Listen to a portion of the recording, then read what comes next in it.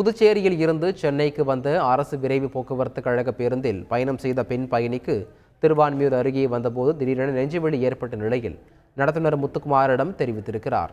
உடனடியாக சம்பவ இடத்தின் அருகே வாகன தணிக்கையில் ஈடுபட்டிருந்த திருவான்மியூர் போக்குவரத்து காவல் நிலைய காவல் ஆய்வாளர் அசோகனிடம் தகவல் தெரிவித்ததை அடுத்து பெண் பயணியை போலீஸ் ஜீப்பில் ஏற்றிக்கொண்டு அருகில் இருந்த ஆரம்ப சுகாதார நிலையத்தில் அனுமதித்து முதலுதவி சிகிச்சை அளிக்கப்பட்டது. திண்டுக்கல் மாவட்டம் பழனி கோயிலின் அடிவாரத்தில் இருந்த பிரபல சித்தநாதன் விபூதி மற்றும் பஞ்சாமிர்த கடை இடமாற்றம் செய்யப்பட்டுள்ளது. பழனி முருகன் கோயிலின் கிரிவல பாதையில் உள்ள கடைகளை அகற்றுமாறு நீதிமன்றம் உத்தரவிட்டது. இதன் பேரில் ஏராளமான கடைகள் அகற்றப்பட்ட நிலையில் 100 ஆண்டுகளை கடந்து பழனி மலை அடிவாரத்தில் விபூதி மற்றும் பஞ்சாமிர்தத்தை விற்பனை செய்து வந்த சித்தநாதன் கடையும் தற்போது இடமாற்றம் செய்யப்பட்டுள்ளது.